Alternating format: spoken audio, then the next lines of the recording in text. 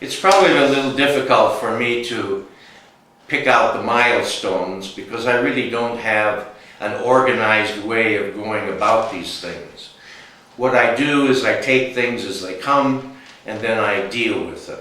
Of course, there's a lot of things in this history of 30 years that I've been here that have happened, and some of them have been pleasant, some of them not so pleasant, but they're all part of what it means to be a parish and what it means to live parish life.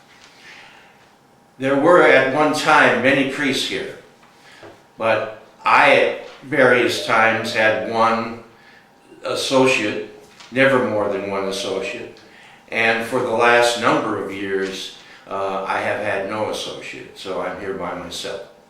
It's probably a little unusual for a priest to be in the same parish for 30 years, but it has been the history of some of the other parishes in the diocese. But since I prefer to stay where I'm at and not have to readjust to a new situation, they saw fit to leave me stay here for these last 30 years. One time when Archbishop Roach was here for a celebration, we walked out the front of the church and he looked at me and said, "Boy, you have a lot of real estate."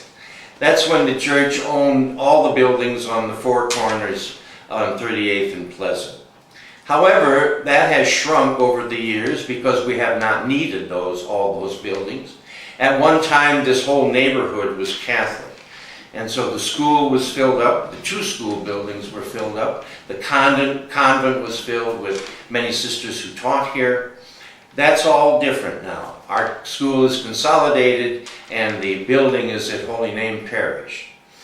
The building across the street, which was referred to as Cleary Hall, and where the first masses were said before the church was built, that we sold to Lake Country School, which is a Montessori school, and they've been very, very good neighbors to us.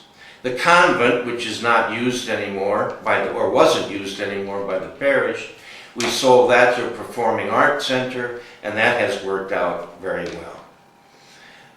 I don't remember exactly how many years ago that the Hispanic community joined us, but they have many, many members, and so what they're doing is using the school across the street for their center. They have all of their catechetical instructions there, their pre-marriage and all the rest.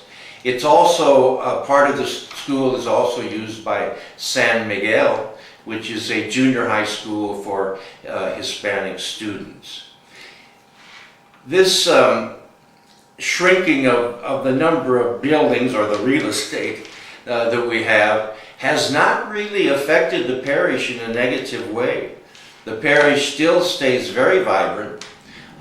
It's a very, very live place. There are a lot of things going on, and I haven't seen in the parishioners any kind of reaction to the fact that we've had to cut down on the number of our buildings, or, as Bishop Roach said, our real estate.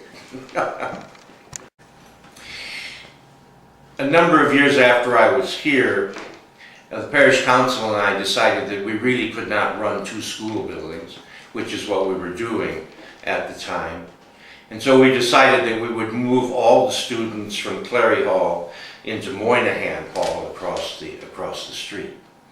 What we did is we put the building on 38th and Pleasant across the street. We put that building on sale, and so it was a competitive process. In other words, there were people who showed interest, but the ones who showed most interest was Lake Country School. At the beginning, they occupied the top floors, and we used the cafeteria along with them because we needed a cafeteria. But after a while, we cut down on hot lunches, and so Lake Country School took over the whole building. When we sold the building, I had to go downtown to the lawyer's office to sign the papers, and they gave me a $300,000 check for the building. When I got down to the parking ramp, I found out that I had left my billfold back here, So I had a $300,000 check in my pocket and I couldn't get out of the parking, right? It's important to remember that as far as the buildings are concerned, they're essential as far as the life of a parish is concerned, but they're not the life of the parish. And so when we left off some of these buildings, or when we sold some of these buildings, as I mentioned before, it didn't diminish the life of the parish. In fact, it made it possible for us to consolidate and to move on from there.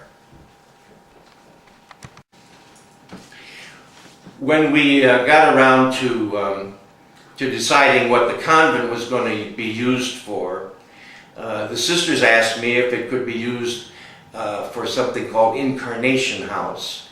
Incarnation House was a place where the poor were helped. They had some rooms for people to stay for a small period of time. And that went on for a number of years, but then the sisters moved Incarnation House down to St. Stephen's, and so we had an empty convent building again, and we had to decide how we wanted to deal with it. Just as we did with Cleary, we put it on the market, and various people came and asked us about it. What was important to us was that it be something that would be in tune with what went on as far as the rest of the neighborhood was concerned, not something that would be jarring. And we found out that the place for performing arts was something that was very good. They've been very good neighbors.